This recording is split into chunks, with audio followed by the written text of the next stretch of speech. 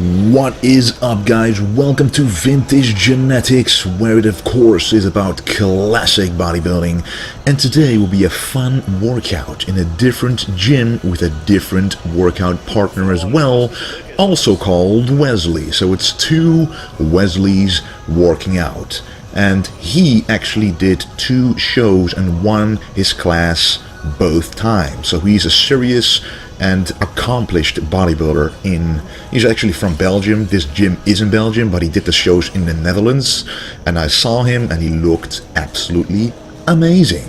Anyway, today is a shoulder workout. I honestly stopped training legs 2 weeks before my competition, which at the time of this video is 8 days away. And the reason that I'm stopping training legs 2 weeks out is because I don't want any water to be in my legs. As remember, when you train, when you work out your muscles hard, it causes inflammation of the muscle cells, and inflammation causes water retention. And with the legs, as you're using them every single day when walking, doing cardio, it might prolong the inflammation and might prolong actually the water retention there.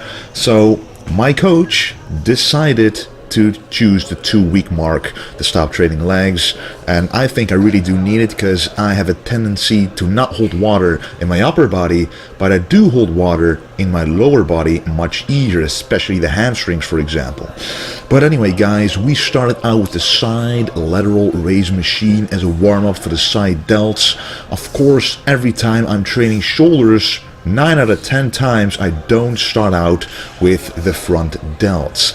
If you look at your own shoulders in the mirror from the side, if your back side is smaller than front, and if you look at your shoulders from the front, if the side is smaller than the front, then you should always start with either the side delts or the rear delts when you're working your shoulders. Remember, you're working the front delts every time that you train chest. And I actually did do chest the day before this workout, so especially then I don't want to focus on the front delts too much.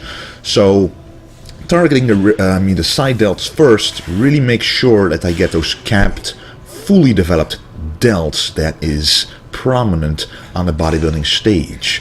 Of course, this channel is about classic bodybuilding, and most classic bodybuilders do not have big full delts, but I want to infuse a classic physique with modern characteristics to be able to stand up to the guys today. So we first did 2 side delt exercises. The second one was the wide grip upright row.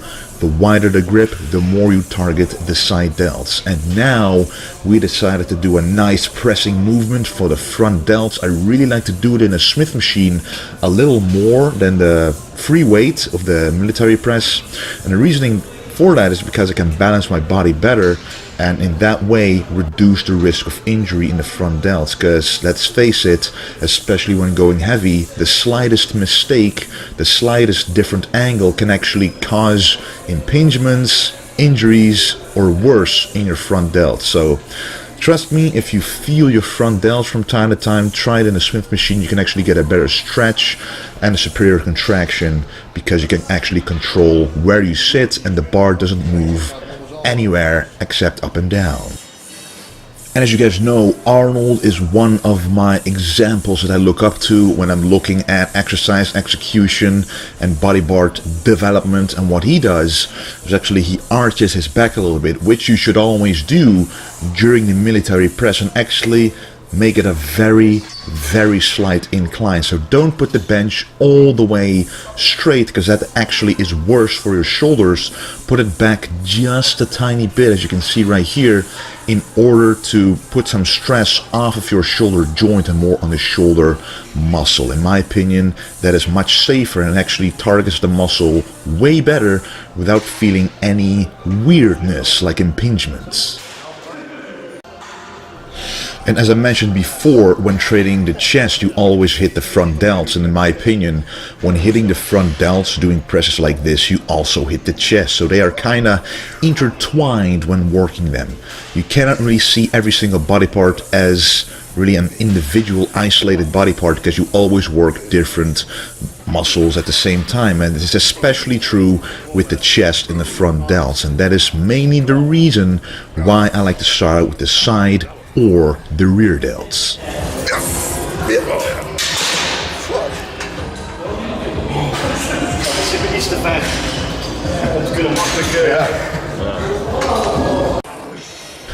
And another reason why the Smith machine might be advantageous compared to the loose weight, the free weight of the military press, the regular barbell, is because you can actually save yourself when it gets too heavy. Of course, the free weight will always reign supreme because they also hit different little muscles, like balancing muscles that you need in your everyday life as well. It simply is a healthier movement. But if you want to go as heavy as possible and be as safe as possible, especially before a show, you might want to consider doing a safer movement like a Smith machine military press. And this, of course, is the front double raise. I like to do about 10 reps on each arm, and if you look at my front delts, you can see them contracting all the way to the top, which is exactly what you want.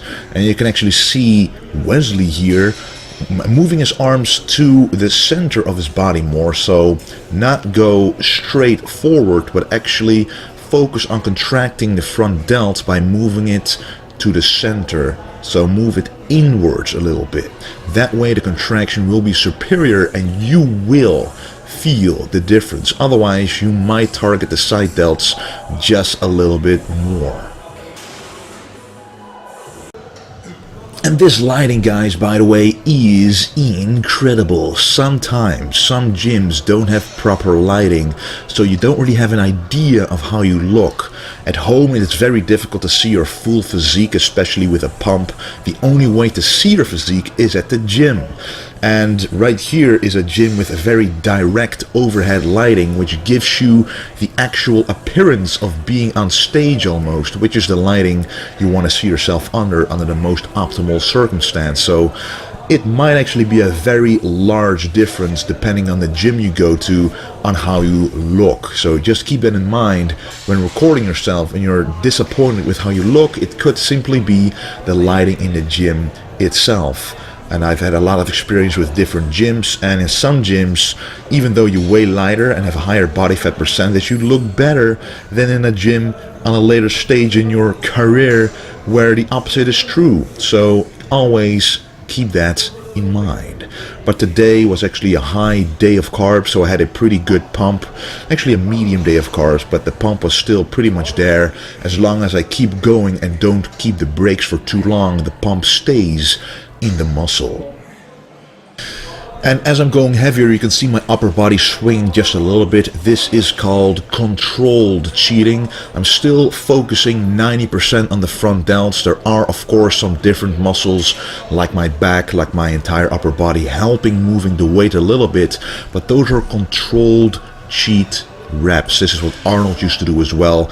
Instead of using a spotter, you're basically spotting yourself to still properly contract the muscle that you want to work without actually cheating yourself entirely. And this is the reverse pec deck set number 1. And I really love this particular machine. It has 2 different handles, a hammer handle and a horizontal handle, and I chose the hammer handle because it really enhances the contraction of the rear delt. If you look at it, you can see that individual little muscle in the back of my shoulders contracting, and if you look at my traps, you can see they are uneven.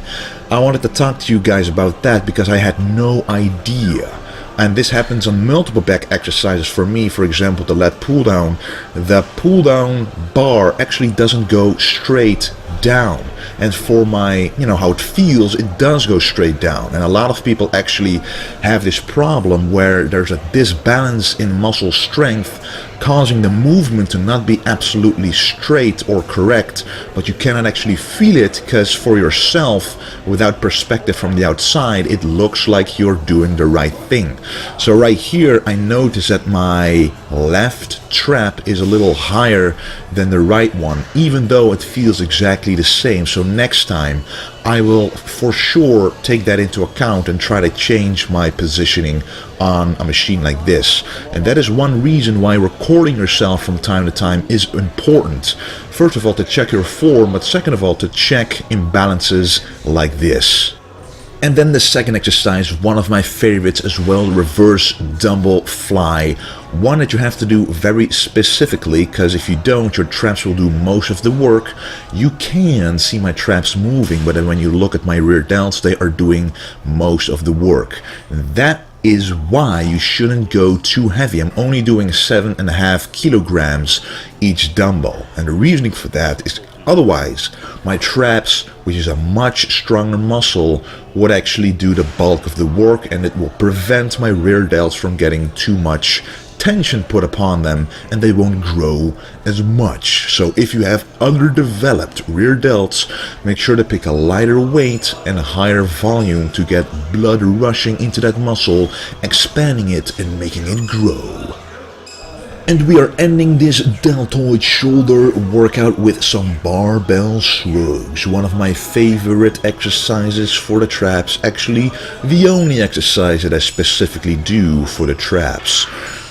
You can do this two ways. You just saw my way, and this is Wesley's way, the other Wesley of course, and he actually squeezes his traps, and this is more for the trap thickness, for the upper back thickness. This makes the exercise a little more difficult because you gotta lean forward a little bit, otherwise the bar would bump against your body and you wouldn't be able to squeeze your traps back. But I do it the way to actually enhance the traps upwards. And you know, there's two ways of doing it. Like I said, I can do it a little heavier doing it this way, and that's why I like it, because I really like to stretch the traps as much as possible. That is something a lot of people forget. They go up and down way too fast, using momentum, neglecting the full contraction and neglecting the full stretch, causing the traps to be underdeveloped. And my traps are pretty developed. The thickness can improve a little bit, but I'm doing that actually with a lot of rowing movements, which have already improved my back thickness by a lot. Anyway guys, if you want to follow Wesley, check out my description box. His Instagram is in there. This gym called Fit Out Sports and Health Center is located in Belgium, so if you're nearby, you will see, if you train in this gym, that there will be vintage genetics clothing in the gym being sold. So that will be an amazing collaboration for sure. I want to thank you for watching, and don't forget to stay golden.